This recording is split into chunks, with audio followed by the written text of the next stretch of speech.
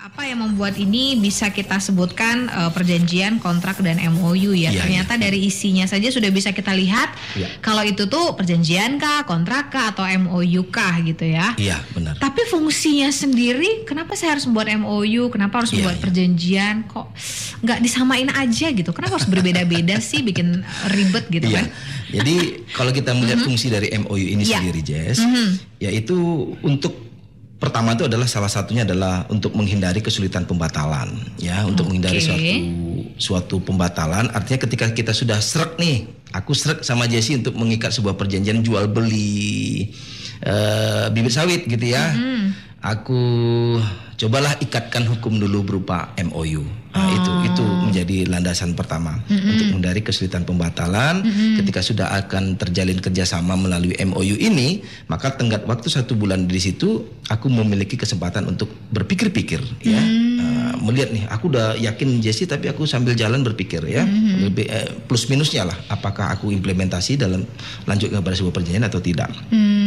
Kemudian MOU ini fungsinya juga sebagai ikatan yang fleksibel. Ikatan yang fleksibel. Kalau sudah masuk ke perjanjian ataupun kontrak, dia sudah stuck gitu. Dia fleksibel.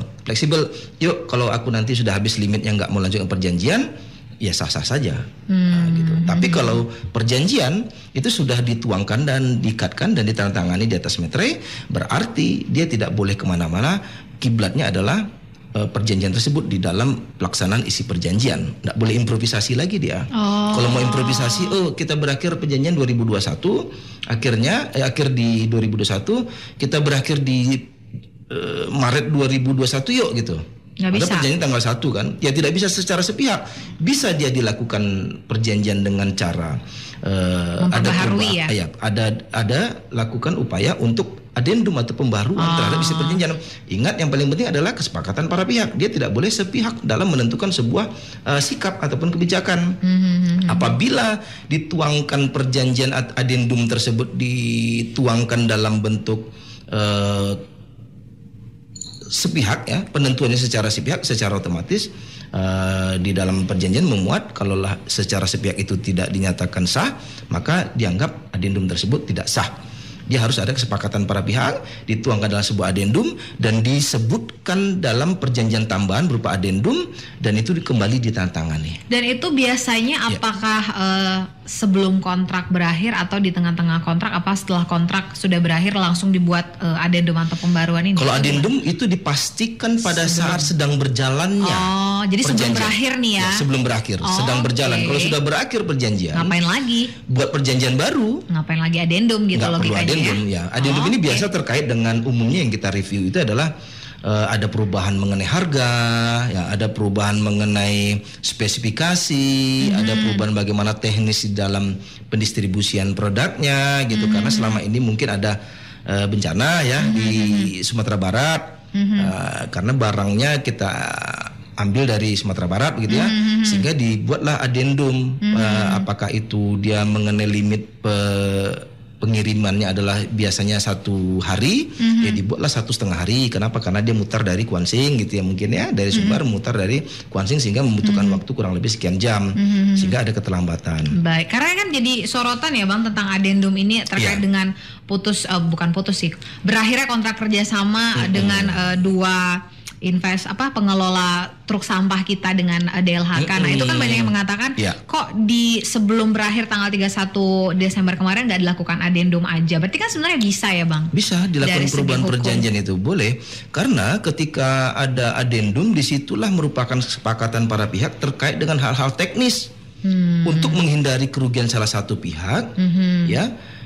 Itu bisa diajukan adendum. Tetap saja isi dari adendumnya harus negosiasi dan merupakan kesepakatan bersama. Jadi nggak boleh kesepakatan satu pihak saja. Boleh. Dan isinya pun juga jangan memaksa. Misalkan aku ingin memaksa begini isinya, lalu salah satu pihaknya tidak ingin, ya bukan berarti harus dituangkan secara paksaan gitu. Kita tidak boleh memunculkan ego di sana. Kita harus berbicara dengan lapang dada dan kepala dingin, supaya isi dari harapan adendum tersebut, apalagi kita yang mengusulkan, ya, apalagi kita ingin mengusulkan terhadap isi adendum tersebut, ya harus negosiasi baik-baik. Intinya di negosiasi untuk pemuatan isi adendum agar dimuatkan adendumnya dengan kesepakatan para pihak. Dan harus menguntungkan juga ya, nggak boleh satu pihak saja. Harus saling menguntungkan dan tetap mengacu kepada perjanjian induknya itu tidak terpisah dari isi adendum. Jadi adendum itu misalkan hanya 1-2 pasal saja yang dirubah, ya, bukan berarti adendum induk perjanjian induknya dihilangkan, tetap menjadi acuannya. Perjanjian induk adalah sebagai dasar hukum yang kuat. Ini adalah merupakan adendum ini perpanjangan atau kelanjutan atau sebagai perubahan dari perjanjian induk yang pernah ditandatangani sebelumnya. Oke, siap. Kemudian fungsi dari MOU ini juga agar kita bisa mengetahui bagaimana muncul keraguan, ya, bagaimana kita bisa mencari tahu, lalu ragu, lalu di situ bisa batalkan atau yakin gitu kan. Nah, jadi di sana untuk melihat bagaimana keyakinan kita agar bisa dilanjutkan kepada sebuah perjanjian ataupun kontrak. Jadi MOU ini sangat penting untuk menghindari keraguan kita terhadap salah satu pihak dan mengawali perjanjian atau kontrak yang mungkin lebih mengikat lagi gitu ya. Iya betul Jessy, begitu. Dia tunangan lah Jess, ibaratnya MOU ini tunangan ya kan. Tunangan masih bisa diakhiri ya? Bisa. Jadi kalau tunangan itu kan masih bisa diakhiri, tapi ada konsekuensi. Misalkan yang membatalkan, kalau dalam salah satu adat gitu ya, yang membatalkan adalah perempuan, si perempuan mengganti 2 kali lipat. Iya, biaya lagi nih ya. Jadi sebelum melakukan perjanjian atau kontrak yang mungkin akan banyak sekali pasal yang mengatur dan juga sanksinya, silakan monggo lakukan MOU terlebih dahulu ya. Ya baik, dan itu yang keempat, salah satu fungsi MOU tersebut adalah awal dari sebuah perjanjian.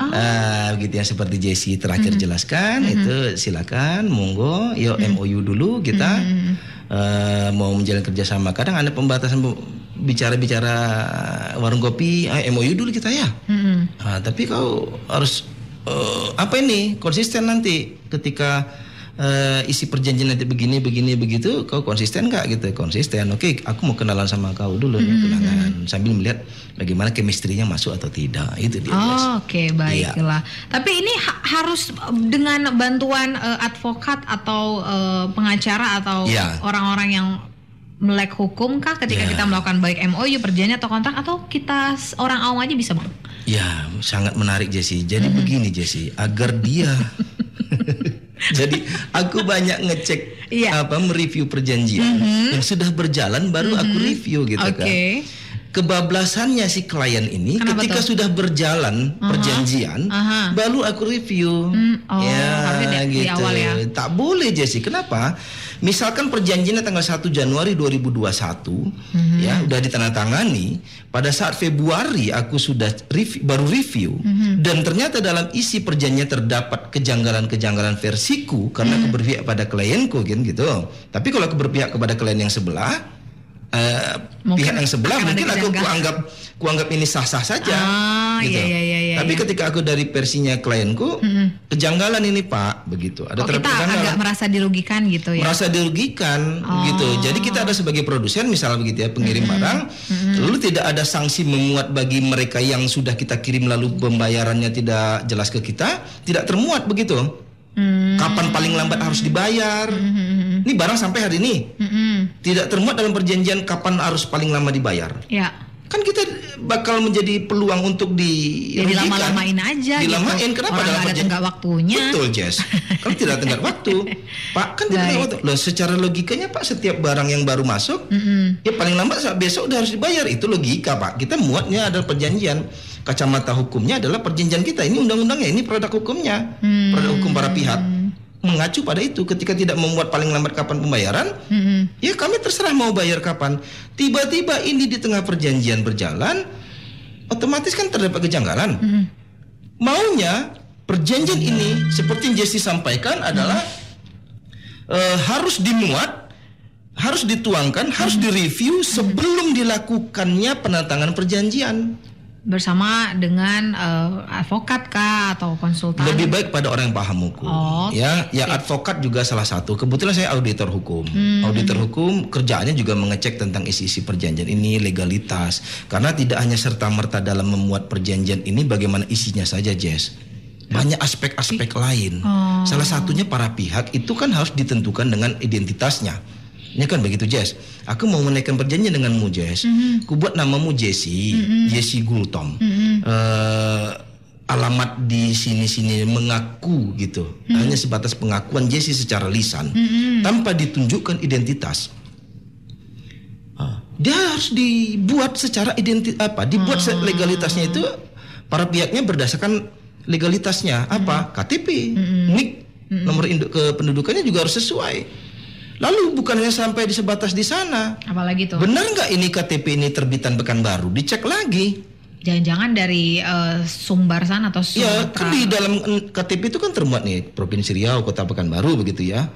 Kita cek benar nggak alamat si Jesse ini di jalan ini. Takutnya fiktif lagi. Bisa saja KTP-nya KTP fiktif, ya kan, yang diterbitkan oleh oknum-oknum di Dukcapil yang bandel begitu kan. Ternyata aku menjalin kerjasama sama orang yang bukan orang Pekanbaru. KTP-nya KTP palsu setelah dicek secara online tentang nama dengan nomor NIK ini ternyata bukan orang Pekanbaru. Sampai ke sana ceknya.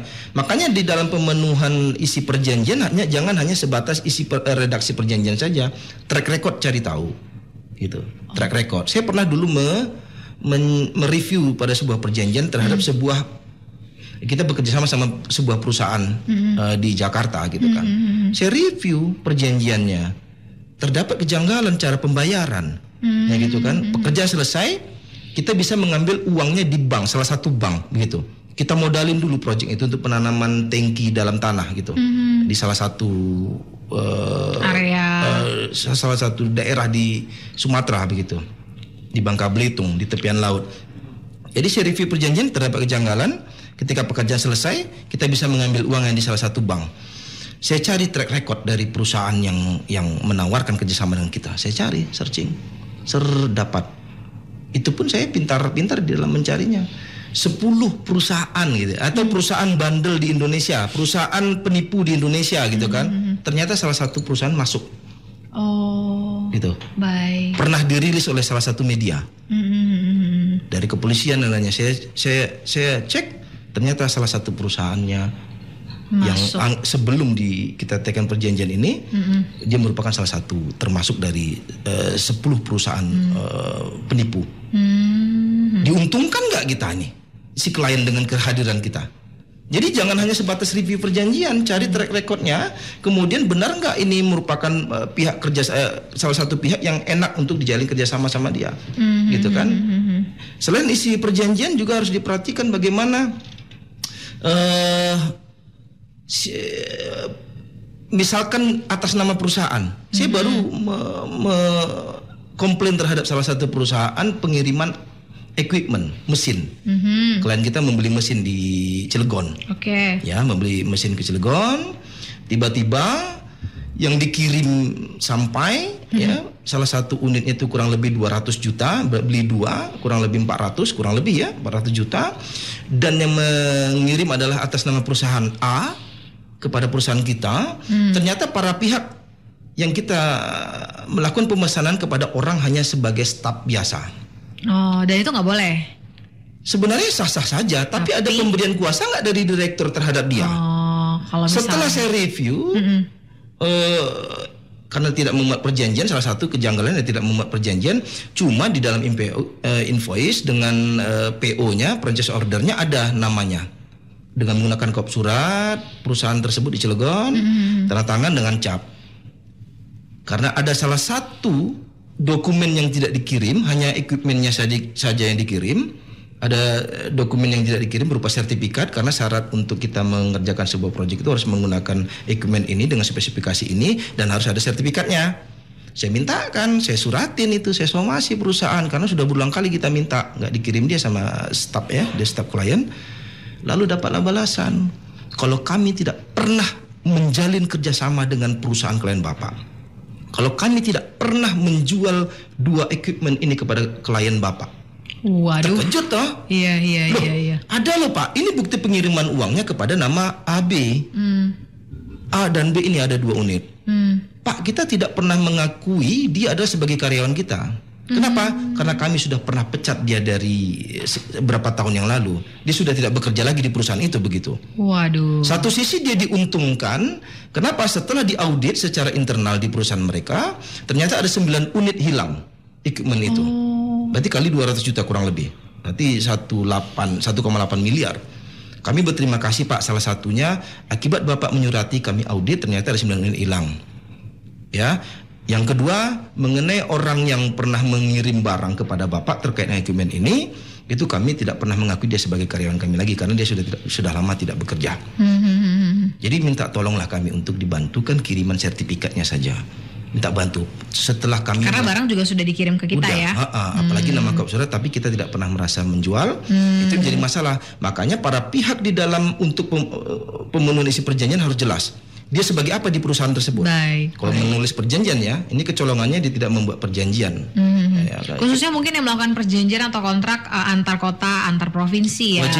Jadi di situ kalau bisa antar kota, antar provinsi ketemuan gitu. Ketemuan dan didokumentasikan kalau pernah menjalin kerjasama. Ada kebablasannya lagi, dia sudah menantangani, sudah mengetahui dan memahami isi perjanjian, tiba-tiba ada permasalahan hukum di tengah jalan, dia menganggap tidak pernah menjalin kerjasama, tidak pernah menjalin perjanjian sama klien kita. Kan kebablasan ya kan? Makanya di dalam perjanjian tidak hanya sekadar itu saja, tapi dokumentasikan juga termasuk. Foto saja, foto. Yuk Pak sebagai bukti ya kita pernah menjalin kerjasama, foto. Jadi dokumentasi itu penting ya. Penting. CCTV juga di mana tempat penandatanganan perjanjian itu sebagai bukti. Dia tidak bisa mengelak suatu saat kalau memang benar kau pernah menandatangani perjanjian. Kadang berkilah dia, tangan saya dipalsukan ini. Begitu ya. Oh ini saya tidak pernah menandatangani perjanjian. Bagusnya didokumentasikan. Tidak hanya sekedar perjanjian tertulis, sepakat, tanda tangan, banyak aspek-aspek lain yang harus dipahami. Ini terkait dengan belajar pengalaman kan gitu. Jadi sedikit banyak orang yang tahu betul tentang hukum, tentang perjanjian, kontrak dan MOU ini bisa kita pakai ketika akan melakukan dengan pihak lain yang akan kita kerjasamakan ya Bang. Betul Jessie. Jadi yang Jessie sampaikan itu ternyata betapa pentingnya direview dulu isi perjanjian, jangan asal membacakan, jangan asal tanda tangan karena orang malas membaca nih Jess. Apalagi tulisan kecil-kecil ya kan. Tulisan kecil-kecil itu sebenarnya memanfaatkan keadaan. Apalagi mata kita kaburnya Pak, teken aja lah gitu. Harusnya dipahami ya, padahal isinya bisa saja menjerumus kita. Bisa saja kita berhutang dinyatakan dalam perjanjiannya. Padahal si perjanjian itu tersebut kita tidak pernah memiliki hutang, tapi kita menandatangani isi. Kita terjebak deh. Makanya harus hati-hati ya. Dicarilah orang yang paham. Ya, paham tentang redaksi-redaksi, isi perjanjian ataupun kontrak ataupun MOU sekalipun. Walaupun MOU ini hanya 2-3 lembar saja atau 1 lembar saja, tetap MOU ini direview lah lebih baik kepada orang yang mungkin lebih paham tentang redaksi-redaksi hukum. Perjanjian yang baik bukan berarti setebal-tebalnya, tetapi kalau dia tipis tapi memuat semua apa yang kita harapkan dan mengikat ya para pihak dan memperkecil ruang gerak untuk melakukan perbuatan wan prestasi, itu udah lebih baik sebenarnya. Perjanjian bukan semakin tebal, bukan semakin bagus. Tapi apakah semua perjanjian, kontrak dan MOU itu harus disertakan atau dibubuhkan materai nih Bang? Apalagi materai sudah mau diperbarui lagi ya menjadi 10.000. Sudah diperbarui dan itu sudah berlaku 1 Januari 2021. Jadi perjanjian itu harusnya ditempelkan meterai ya, meterai. Meterai namanya. Kalau materai itu materai ini meterai. Orang E-nya ada kok ya. Iya, kok orang sering bilang materai itu kenapa meterai ya? Itu. Ada banyak salah pengungkapan begitu. Sama kayak layak gitu kan. Itu kan laik tuh. Yang penyebutan yang benar adalah laik, bukan layak. Iya benar. Cabai. Jadi meterai ya. Meterai. Jadi kalau orang Batak enggak perlu lagi itu diragukan untuk kalimatnya kan. Baik. Jadi itu merupakan wajib. Beban. Tapi wajibkah meterain di perjanjian? Tidak wajib. Itu hanya sebuah syarat di dalam agar dia memiliki kekuatan hukum ya. Ketika dalam pembuktian di pengadilan ya tidak diragukan lah, ada kesempurnaan di dalam perjanjian sudah ditempelkan meterai sebagai bentuk beban pajak yang dibebankan kepada para pihak terhadap isi perjanjian, dalam pelaksanaan isi perjanjian pada saat aktivitas hukumnya kan gitu. Tapi untuk yang diperhatikan sekarang meterai itu sudah 10.000 Jessie di 2021 ini. Itu berdasarkan Undang-Undang Nomor 11 tahun 2020. Itu menyatakan ya salah satu pasalnya terhitung tanggal 1 Januari 2021 meterai itu sudah Rp10.000 ya, Rp10.000. Tapi bagaimana 6.000 dan Rp3.000 meterainya yang sudah nyetok dari 2020 mungkin. Iya, saya pun masih ada stoknya itu. Tuh gimana tuh? Jadi untuk sampai berakhirnya tahun 2021 ya tanggal 31 Desember 2021 meterai 3.000 dan meterai 6.000 masih berlaku. Cara penempelannya gimana? Cara penempelannya adalah ketika ada 6.000 dengan 3.000, ditempelkan 3.000-nya dulu, ditempelkan di atasnya setengah, baru di atasnya 6.000. Lalu ditandatangani sedikit mengenai meterai. Ya, ketika ada 6.000-nya harus 2 lembar. Meterai 6.000 2 lembar ditempel mirip seperti 3.000 dan 6.000 tadi, setengah dari didempetin dan ditandatangani menyentuh sedikit. Lalu bagaimana ketika ada 3.000 saja? 3.000 ditempel 3 jadi 9.000 ya kan? Kalau 6.000 dengan 3.000 9.000, tapi kalau 6.000 dengan 6.000 jadi 12.000 kan? Nah, itu untuk sebagai pengganti dalam pelaksanaan Undang-Undang Nomor 11 Tahun 2020 tentang biaya meterai. Jelang 6.000 dan 3.000 kita habis dan 10.000 juga didistribusikan ya. Jadi nanti itu berakhir hingga akhir tahun 2021 masih berlaku. Jadi jangan dibuang ya meterainya 6.000 dengan 3.000 masih bisa digunakan. 12 bulan lagi kok. Iya, kesempatan lah untuk menghabis-habiskan dan kalau mau beli ya kan agak hemat sedikit ya. 3.000 itu kan 9.000 jadinya kan. Kalau 6.000 dengan 3.000 jadi 9.000. Nah, jadi kalau 6.000 12.000 rugi. Iya. Baik, tapi sekali lagi fungsi materai ini itu opsionalkah atau memang harus dilakukan baiknya tetap ditempel untuk ketika nanti ada suatu saat permasalahan hukum itu merupakan kekuatan hukum yang sempurna, apalagi itu ditandatangani di hadapan notaris atau memang aktanya diterbitkan oleh notaris karena dia wajib pakai meterai. Jadi itu untuk keabsahan hukumnya tidak diragukan kembali.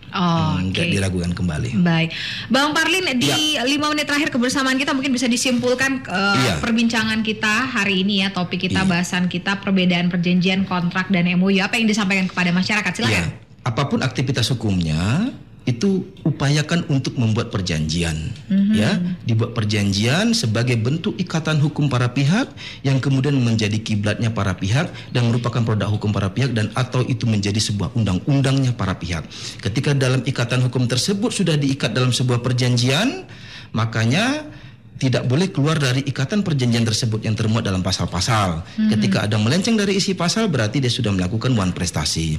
Ketika kita masih ragu dengan seseorang untuk dalam ikatan hukum, sebelum melakukan ikatan hukum, ikatlah dulu dengan MOU. Ya, setelah masa MOU berakhir, apakah mau dilanjutkan pada sebuah perjanjian yang lebih serius atau dia justru mau mengakhiri untuk membatalkan rencana perjanjian, itu sah-sah saja. Itulah penting dari MOU dan betapa pentingnya perjanjian dalam sebuah ikatan hukum apapun untuk melindungi para pihak.